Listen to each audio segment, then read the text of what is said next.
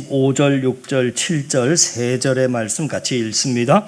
이기기를 다투는 자마다 모든 일에 절제하나니 그들은 썩을 승리자의 관을 얻고자 하되 우리는 썩지 아니할 것을 얻고자 하노라. 그러므로 나는 다름질하기를 향방 없는 것 같이 아니하고 싸우기를 허공을 치는 것 같이 아니하며 내가 내 몸을 저 복종하게 함은 내가 남에게 전파한 후에 자신이 도리어 버림을 당할까 두려워함이로다. 아멘. 우리 앞뒤 옆 사람 살피시면서 함께 인사 나눕니다. 반갑습니다. 반갑습니다.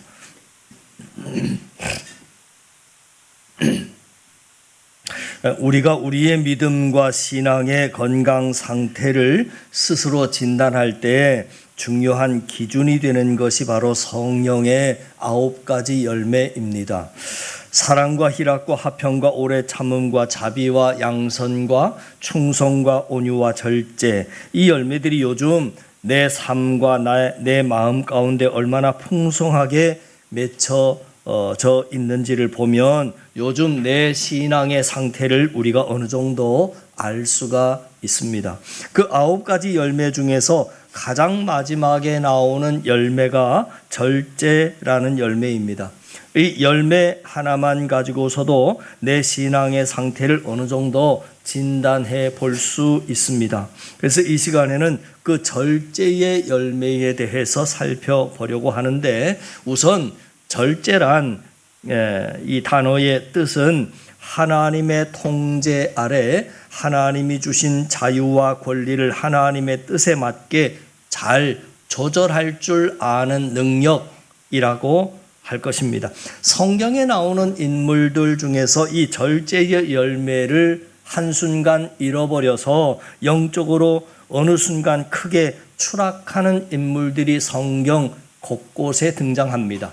여러분 아시다시피 모세는 한순간의 분노를 절제하지 못해서 하나님의 말씀을 어기고 지팡이로 반석을 2번이나 내리쳤다가 가나안 땅에 들어가지 못하게 됩니다. 삼손도 마찬가지입니다. 나실인으로 또 이스라엘의 사사로 특별한 택하심을 받고 또 하나님이 부어주시는 엄청난 힘의 소유자였지만 여인들에 대한 절제가 무너져서 결국에는 그 힘을 잃고 블레셋에 끌려가서 조롱당합니다. 다윗은 육체의 정욕을 절제하지 못해서 밧세바 사건으로 크게 넘어졌던 적도 있었고, 솔로몬 역시도 욕심을 절제하지 못해서 많은 이방 여인을 아내로 맞이하는 바람에 우상 숭배의 죄를 짓게 됩니다. 가룟 유다 역시도 12제자로 택함을 받았지만 물질에 대한 탐심을 절제하지 못하여서 예수님을 팔고 자살로 생을 마감했습니다. 방금 제가 말씀드린 이 사람들이 처음부터 그랬던 것이 아닙니다. 한때는 믿음도 좋았고 또 정말 멋있게 쓰임받았던 사람들이었습니다. 그런데 어느 순간부터 탐욕을 절제하지 못했고, 그래서 탐욕의 노예가 되면서 처참하게 추락하게 된 것입니다. 그래서 사도 바울은 오늘 말씀에서 그 절제를 강조하고 있는데, 오늘 25절을 다시 한번 보시면 이렇게 나왔습니다. 이기기를 다투는 자마다 모든 일에 절제한다. 말씀의 제목이지요. 여러분, 이 세상에 그 어떤 일도 절제 없이 성취될 수 없고 절제 없이 승리할 수 없습니다. 그래서 바울은 이 사실을 운동 경기에 빗대어서 오늘 본문에서 말하고 있는 것입니다. 오늘 본문의 말씀이 고린도전서인데 사도 바울이 고린도 교회를 향해서 쓴 편지 아닙니까? 당시 고린도에서 3년마다 한 번씩 열렸던, 오늘날로 말하자면 올림픽과도 같은 그런 운동 경기 대회에서 승리의 면류관을 위해 세상 사람들도 저렇게 참고 또 버티고 절제하는데, 그보다 더 견줄 수 없는 만큼의 더 가치가 있는 썩지 아니할 영원한 하늘의 면류관을 얻을 우리는 얼마나 더 절제하는 삶을 살아야 하겠는가 하고 말하고 있는 겁니다. 실제 바울은 수많은 영혼에게 전도하기 위해서 또 하늘의 큰 상급을 얻기 위해서 철저하게 자신의 욕심을 십자가에 못 박아서 하나님의 뜻에 복종시키는 절제의 삶을 살았는데, 그 고백을 여러분 한번 오늘 본문을 통해서 들어보실 수 있기를 바랍니다. 27절입니다. 같이 한번 읽어보십시다. 시작. 내가 내 몸을 저 복종하게 함은 내가 남에게 전파한 후에 자신이 도리어 버림을 당할까 두려워함이로다. 내가 내 몸을 쳤다 하는 표현이 나오는데 그건 끊임없는 자기 부인, 자기의 절제를 의미합니다. 그러니까 이런 말입니다. 내가 남에게 복음을 전파한 후에 뒤돌아서서 나 자신이 넘어지고 또 범죄할까 봐 그것이 두려워서 철저한 절제를 통해서 자신을 하나님의 뜻에 복종시키고 또 복종시켰다 하는 말입니다. 이런 피나는 영적인 훈련이 있었기 때문에 이런 사도 바울은 삼손처럼 또 다윗처럼 솔로몬처럼 탐욕 가운데 크게 넘어지지 않았습니다. 끝까지 한결같은 사역을 했습니다. 그래서 이 사도 바울이 가장 말년에 썼던 서신서가 디모데 후서인데, 정말 이제는 죽음을 직감하고 바로 죽음 직전에 썼던 그 디모데 후서 4장 7절에서 그가 이런 고백을 합니다. 같이 읽습니다. 나는 선한 싸움을 싸우고 나의 달려갈 길을 마치고 믿음을 지켰으니 이제 후로는 나를 위하여 의의 면류관이 예비되었으므로 주 곧 의로우신 재판장이 그날에 내게 주실 것이며 내게만 아니라 주의 나타나심을 사모하는 모든 자에게도니라. 여러분, 참 멋진 그런 고백이지 않습니까? 나는 선한 싸움을 싸우고 내 달려갈 길을 마치고 하는 이 말은 지금 이제 죽음 앞에 다다랐다는 것을 그가 직감하고 있습니다. 그러면서 하는 고백이 끝까지 나는 믿음을 지켰다는 겁니다. 바울은 중간에 나쁜 쪽으로 변하지 않고 한결같이 믿음을 지켜냈습니다. 그가 끝까지 한결같은 모습으로 사역을 할 수 있었던 것은 세상의 욕망에 대하여서 끊임없이 그가 절제했기 때문입니다. 이것은 날마다 말씀과 기도를 통해서 자신의 욕망을 십자가에 못 박지 않으면 힘든 일입니다. 여러분, 우리가 절제라고 하는 성령의 열매를 잃어버리면, 세상에 대한 탐욕에 우리도 사로잡히면, 그러면서 자꾸 물들어간다는, 그 나중에는 내가 완전히 물질의 욕, 명예의 욕, 이런 것에 확 사로잡혀 버리는 겁니다. 자, 그렇다면 오늘 우리에게는 왜 바울에게 있었던 이 절제의 열매가 부족할까? 첫째, 사도 바울에게는 다른 뚜렷한 신앙의 목표가 있었습니다. 이방인 선교를 목표가 있었고 또 하늘 상급을 쌓는 그런 신앙의 목표가 사도 바울에게 있었습니다. 그 목표가 있었기 때문에 그 거룩한 목표를 이루기 위해서 세상의 욕망에 대해서 그는 철저하게 절제하는 삶을 살 수 있었던 것입니다. 항상 우리를 절제하게 만드는 것은 중요한 목표입니다.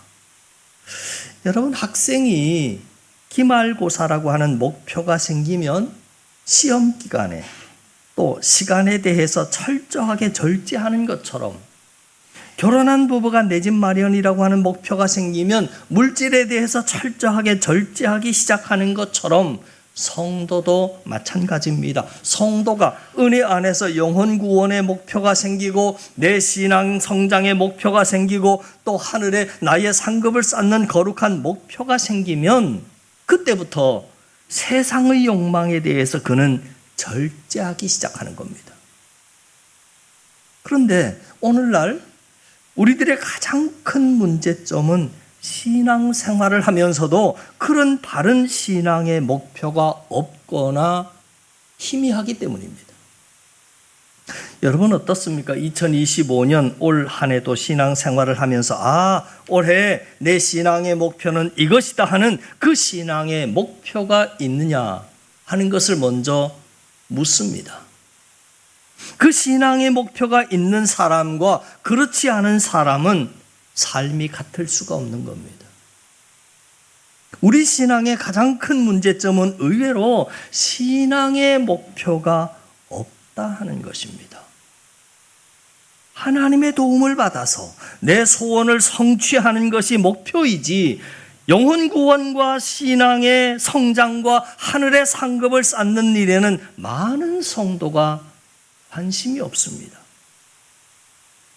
이 세상에서 좀 더 편안해지고 좀 더 부유해지고 문제없는 형통과 편안한 삶이 신앙의 유일한 그러한 목표인 경우일 수 있습니다. 그러니 세상의 욕망에 대해서 절제가 되는 것이 아니라 오히려 신앙의 훈련에 대해서 오히려 절제가 되고, 세상에 대해서는 절제가 안 되고 신앙 훈련에 대해서, 하나님에 대해서, 헌신에 대해서, 섬김에 대해서 절제가 되는 뒤바뀐 그런 삶을 살아가는 겁니다.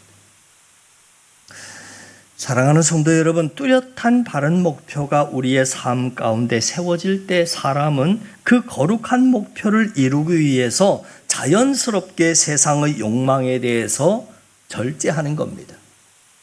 성도가 삶 가운데 바른 신앙의 목표가 세워지는 경우는 크게 두 가지 경우에 세워지는 것 같습니다. 첫째는 예수님과 정면으로 충돌하게 되면 그때 신앙의 목표가 세워집니다.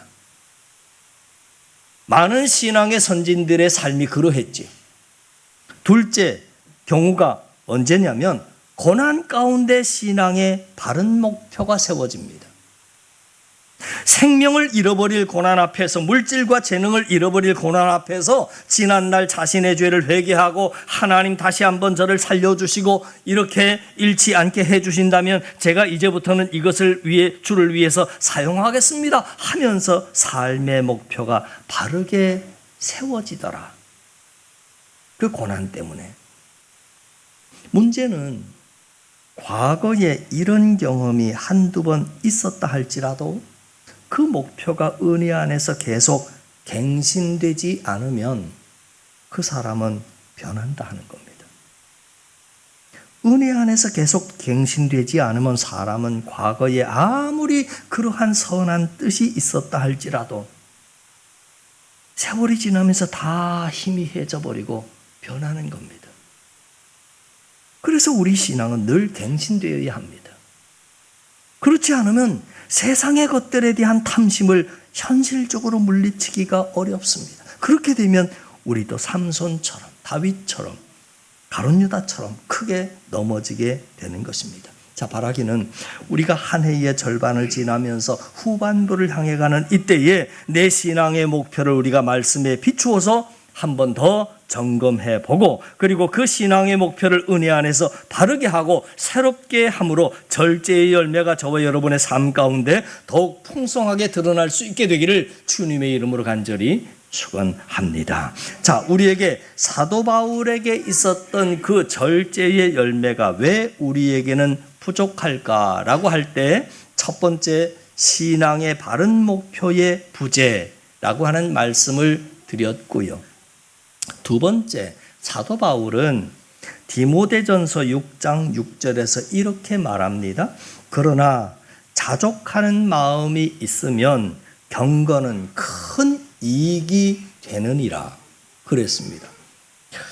이 말씀에 뒤이어서 8절과 9절에 이런 말씀이 또 나옵니다. 우리가 같이 읽습니다. 시작. 우리가 먹을 것과 입을 것이 있은즉 족한 줄로 알 것이니라. 부하려 하는 자들은 시험과 올무와 여러 가지 어리석고 해로운 욕심에 떨어지나니 곧 사람으로 파멸과 멸망에 빠지게 하는 것이라. 마귀는 우리의 탐심을 부추겨서 지금의 상황과 수준에서 절대 만족하지 못하게 합니다. 마귀는 항상 기준을 어디에다 두게 하느냐면 나보다 더 부유한 사람을 바라보게 만듭니다. 그래서 하나님에 대해서는 늘 원망하고 또 불편함과 서운한 마음을 갖게 하는 겁니다. 그래서 우리의 삶 가운데 자족이라고 하는 단어를 삭제해 버리는 겁니다. 우리의 삶 가운데 자족이라고 하는 단어를 삭제해버리고 오래 참음과 기다림이라고 하는 단어를 삭제해버립니다. 여러분, 성경을 보면 자족, 오래 참음, 기다림, 인내, 버티는 것라고 하는 단어는 굉장히 중요한 신앙의 덕목입니다. 그런데 마귀는 세상 속에서 그러한 단어를 인정하지 않습니다. 자족하는 신앙이 없으면 감사하기도 어렵고 세상의 것들에 대해서 절제하기도 어렵습니다. 그래서 바울은 자족하는 마음이 성도의 경건에 큰 이익이 된다, 그렇게 말하고 있는 것입니다. 우리는 자족을 훈련해야 합니다. 내가 가진 지금 하나님이 나에게 허락하신 환경 안에서 감사하고 만족하고 그것을 10분 누리는 그 자족의 훈련을 해야 합니다. 그렇지 않으면 아담과 하와처럼 반드시 우리는 선악과를 따먹게 되는 겁니다. 하나님은 아담과 하와에게 에덴 동산에 많은 것을 주셨지 않습니까? 먹을 수 있고 누릴 수 있는 것들이 참 많았습니다. 그런데 아담과 하와는 그것으로만 자족하지 못하고 결국에는 먹지 말라고 했던 그 선악과 앞에서 절제하지 못하고 그것까지도 따먹게 되었던 것입니다. 여러분, 오늘날 결혼한 사람들은 내 배우자 안에서 자족할 수 있어야 합니다. 그것이 안 되면 다른 이성 앞에서 절제하지 못하고 불륜이라고 하는 선악과를 따먹게 될 것입니다.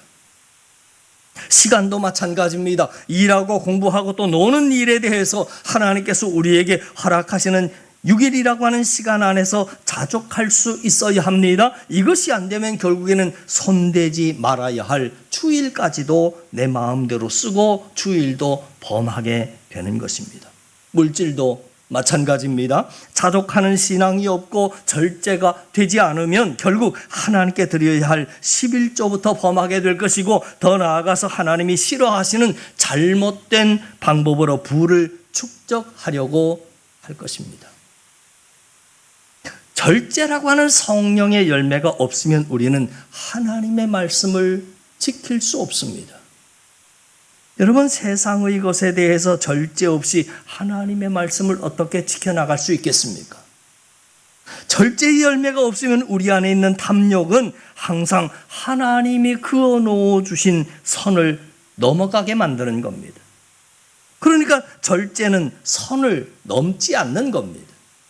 하나님이 각자에게 주신 믿음의 분량과 능력 안에서 선을 넘지 않는 것이 절제라고 할 수 있는 것이지요. 우리는 먹는 것도 절제해야 합니다. 보는 것도 절제해야 합니다. 아담과 하와가 선악과를 먹는 죄를 짓게 된 그 첫 번째 과정의 첫 단추가 바로 선악과를 보는 것이었습니다. 먹지 않아야 할 것이면 보지도 않았어야 지혜인데 아담과 하와는 그것을 참지 못했습니다. 그래서 그게 보암직도 해 보였고 먹음직도 해 보였던 것입니다. 그래서 성도는 보는 것도 가려서 봐야 하고 절제해야 합니다. 그리고 우리는 말하는 것도 절제해야 합니다. 우리는 하고 싶은 말 다 하고 살 수 있는 존재가 되지 못합니다. 항상 속이 시원할 정도로 다 말해버리면 안 됩니다. 왜냐하면 우리는 야고보서에 기록된 말씀처럼 말의 실수가 많은 자들이기 때문에 그런 겁니다. 지혜로운 사람일수록 절대 생각나는 대로 말하지 않습니다. 그래서 말도 가려서 하고 또 말도 절제하는 겁니다. 아무튼 아무리 바른 말이라고 해도 바른 말인데 믿음과 사랑이 없는 말이 있습니다. 믿음과 사랑이 담겨 있지 않다면 그런 말도 절제해야 하는 겁니다. 우리는 분노도 절제해야 합니다. 성경은 노하기를 더디하라 말하고 있지 않습니까? 우리가 사는 세상이 죄악된 세상이고 이미 우리가 태어날 때 죄악의 유전자를 가지고 태어났기 때문에 분노가 없을 수 없습니다. 누구나 다 분노가 있습니다. 내 마음속에 계속 분노가 쌓일 때 그 분노를 어디로 가져가냐면 십자가 앞으로 우리는 가져가야 하는 겁니다. 그래서 기도를 통해서 하나님을 향해서 간절히 부르짖는 그 기도를 통해서 내 안에 쌓여있는 그 분노를 십자가 아래 쌓아놓고 묻어버려야 하는 겁니다. 이것이 마음의 환기입니다. 이게 되지 않으면 내 안에 쌓인 분노가 나중에 쌓이고 쌓여서 어느 순간 폭발하게 되는 거죠. 우리가 세상의 욕망에 대해서 절제하지 못하는 가장 큰 이유는 성령으로 충만하지 못하기 때문입니다. 여러분 아시는 것처럼 절제는 성령의 열매라 그랬습니다. 성령의 열매라. 그러니까 성령으로 충만하지 않고서는 절대 절제라고 하는 강력한 브레이크가 우리들의 삶 가운데 장착될 수가 없다 하는 것입니다. 우리가 성령으로 충만할수록 세상의 욕망에 대해서 브레이크가 잘 잡히는 겁니다. 반대로 성령 충만해서 멀어질수록 세상의 욕망에 대해서는 브레이크가 안 잡히고 하나님에 대해서 브레이크가 잡히고 신앙의 훈련과 은혜 받는 일에 브레이크가 잡히게 되는 것이죠. 하나님께 시간을 드리기가 너무 아깝고 주를 위해서 내 재능과 물질을 쓰는 게 그렇게 아까울 수가 없는 것입니다. 우리는 성령의 충만을 구해야 하는 것입니다. 우리가 죽을 때까지 기도할 때마다 항상 빠뜨리지 않아야 할 기도 제목이 성령 충만인 줄을 믿습니다. 여러분 성령으로 충만하지 않고서 우리의 죄악과 싸워서 이기고 내 안에 끊임없이 찾아오는 세상을 향한 욕망과 탐심을 물리칠 수 없음입니다. 성경에서 오늘 바울과 같이 정말 변함없는 한결같은 모습으로 아름답게 쓰임받다가 끝까지 믿음을 지키고 하나님 앞에 섰던 그 신앙의 위대한 선배님들의 삶의 공통점을 들여다보면 절제의 대가들이었구나 하는 것을 우리는 알게 됩니다. 아브라함이 조카 롯과 헤어져야 했을 때 땅을 양보하는 절제의 모습을 우리는 볼 수 있습니다. 요셉의 가족 모두가 이제 애굽으로 이주하게 됐을 때 요셉이 절제합니다. 애굽 사람들에게 별로 인기가 없었던 고센 땅으로 자기의 가족들을 인도합니다. 루세 남편 보아스가 추수할 때 이삭을 가난한 자들을 위해서 양보하는 그런 절제를 볼 수 있습니다. 여러분 이처럼 하나님의 신실한 사람은 세상의 것들에 대해서 절제할 줄 알았던 자들입니다. 얼마든지 더 많이 가질 수 있었지만 일부러 가지지 않고 의도적으로 더 많이 누리지 않았습니다. 왜냐하면 하늘의 더 큰 영광을 바라보고 더 큰 상급을 바라봤기 때문입니다. 사랑하는 성도 여러분, 오늘이 성령 강림 후 두 번째 주일입니다.